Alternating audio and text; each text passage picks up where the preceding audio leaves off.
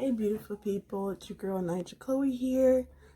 The Na, the J, the A, the K, the H, the L, the O, the E. It's Chloe. Nigel Chloe. Yeah. I'm not really my hype self today. It's kind of like a impromptu video that I wanted to do for you guys.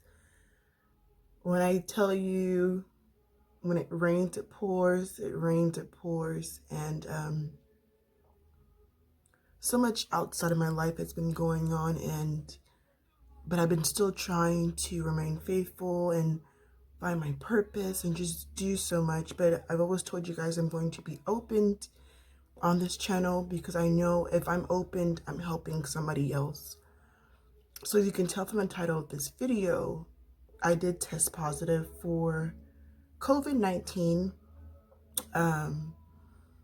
So I'm quarantining myself. So I'm just trying to spread word, spread knowledge out there.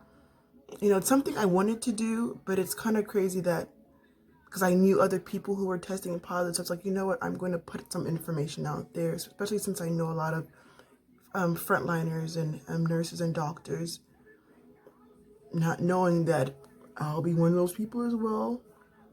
But one thing I know, testing positive doesn't mean a life sentence. You know, I do have history of high blood pressure, and after I've been talking to the doctor yesterday, he's like, oh, just you have high blood pressure.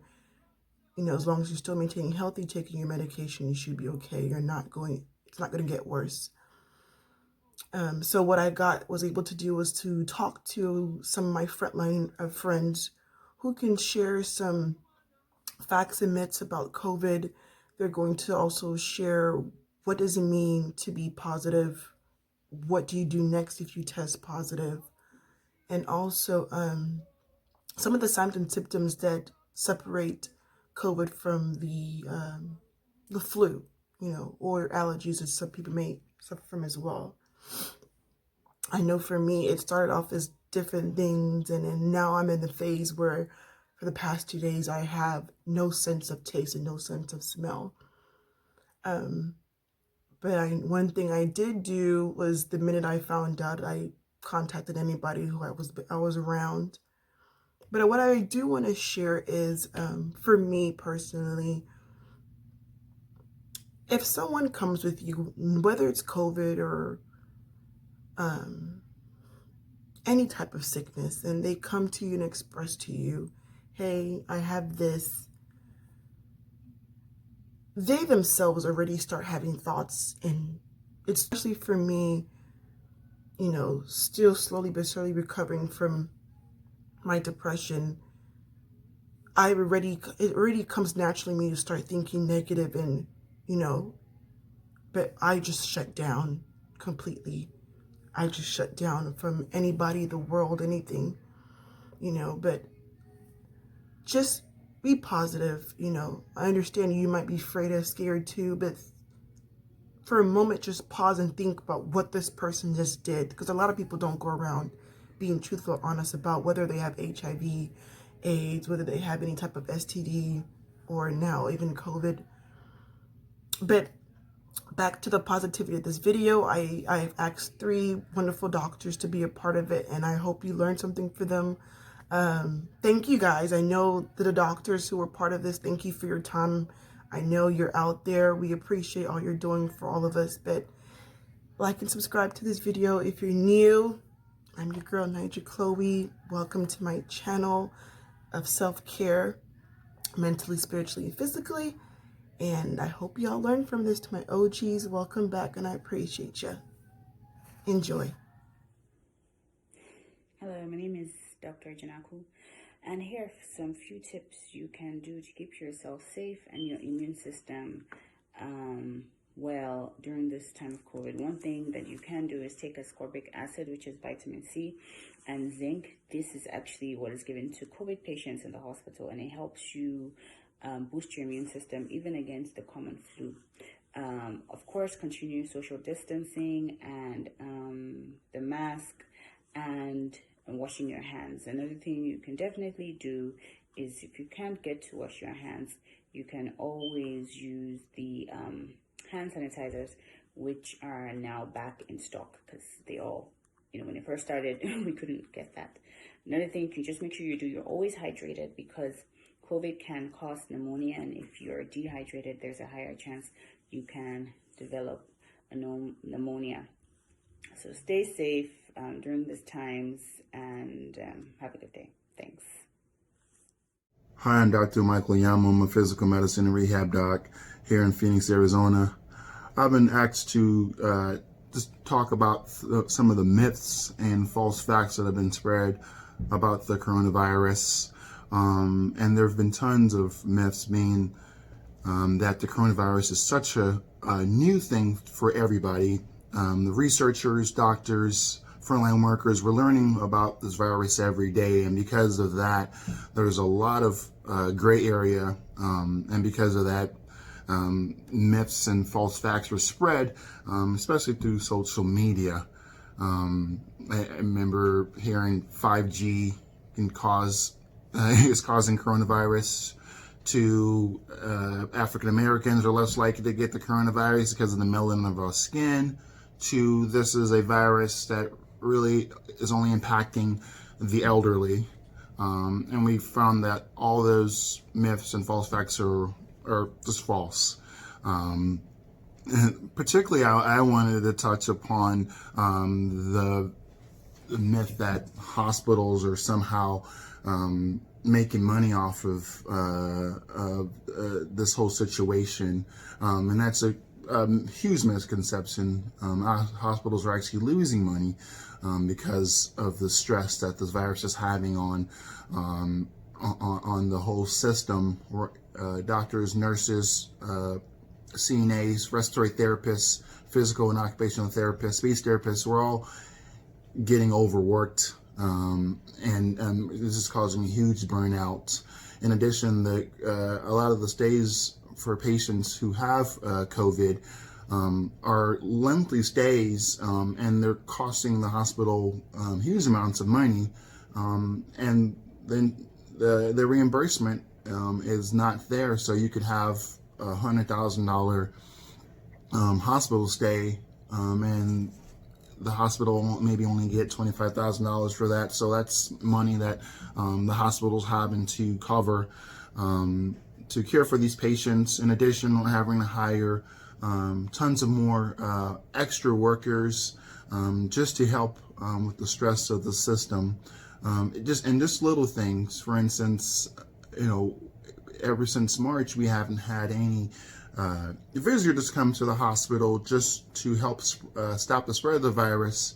But because of that, we have less people going to the cafeteria to eat. We have less people going to the store, the boutique store, to purchase things for their family members. So just having that traffic there was another revenue for the hospitals. So the hospital is essentially losing money from that as well. So just because the hospital's full doesn't mean that the hospital is making money at this time, and it's actually the opposite.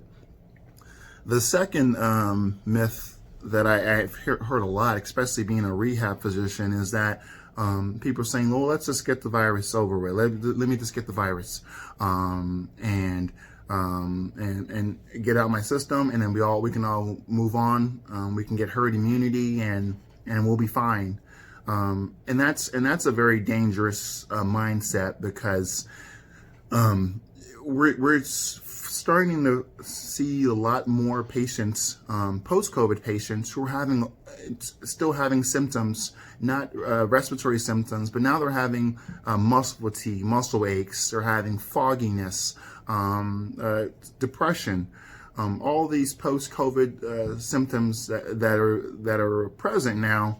They're now could be long term, that we don't know how long this is going to last, how this is going to affect us in the future. So if you can prevent yourself from getting the virus, it's more effective than saying let's get it and see what happens, because a lot of people are now starting to face the facts that having the virus in your system, even though the symptoms are gone, there's still a lot of post-COVID symptoms that require rehabilitation and require more care. and require medication, and it can become chronic. So that myth and that let's just get it over with. I don't care if I get it. I'll be protected. It'll all be over. I can live my life. I don't have to wear a mask. Is a very false myth, and we're starting to see the effects of that. Hi, my name is Deborah Fadawale Amos, and I am an emergency medicine physician. The question that has been posed to me is what are the symptoms that set apart a coronavirus infection from your typical run-of-the-mill flu, which most of us are probably very familiar with over the years. So both infections are viruses, and do share respiratory symptoms, also myalgias. But the biggest thing that I've noticed with a coronavirus infection is patients complaining of a loss of sense of taste and smell.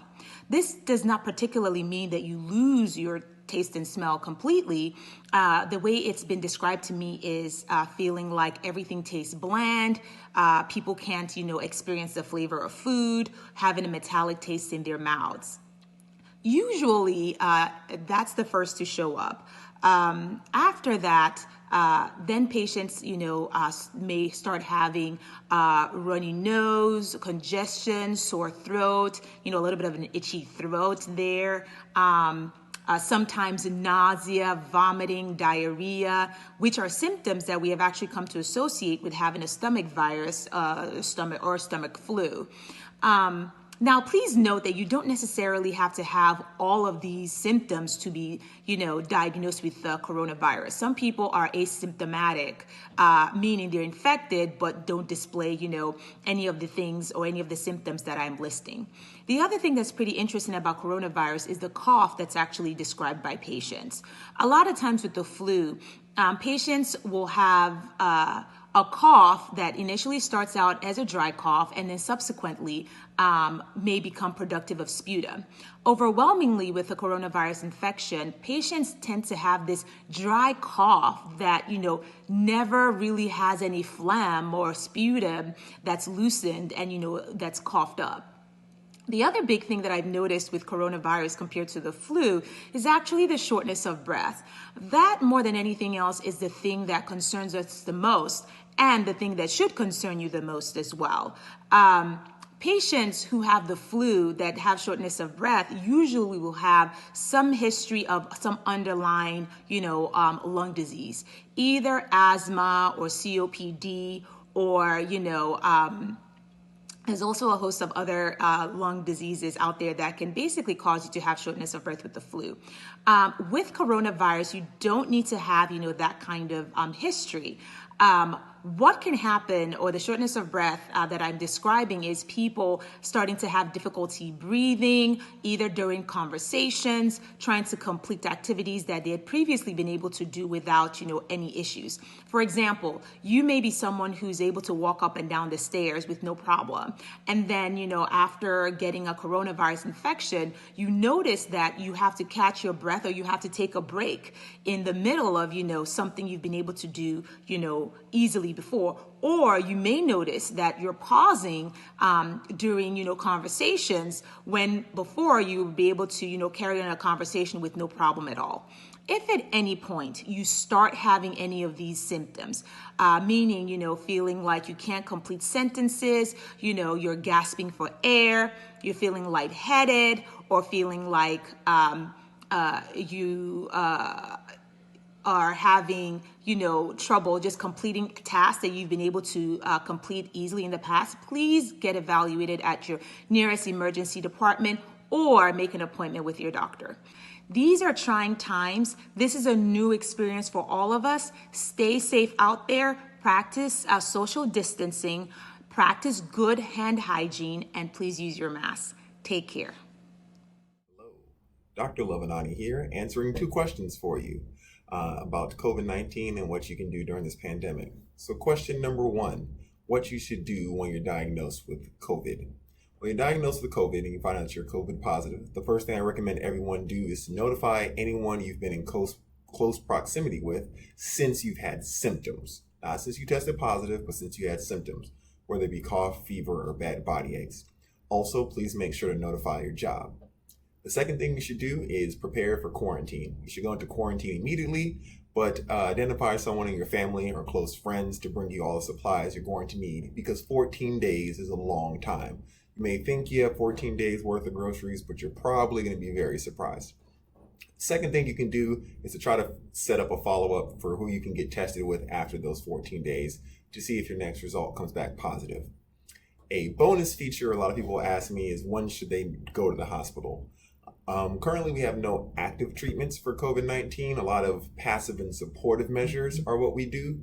So the real question is to know when you should go to the hospital. So something you can do, you can go on Amazon or to any of your local pharmacies and buy something that's called a pulse oximetry, or pulse ox, OX as we like to call it. It goes right on your finger and it will tell you your oxygen level just about, or a good estimate in your blood system.